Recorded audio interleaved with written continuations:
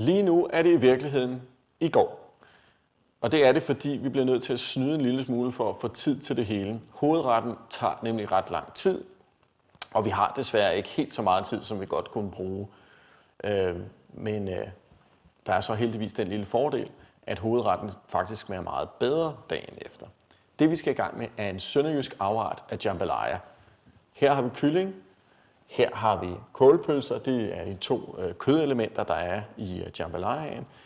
Og herover der har vi resten af kyllingen, benene, som der er kogt fond på.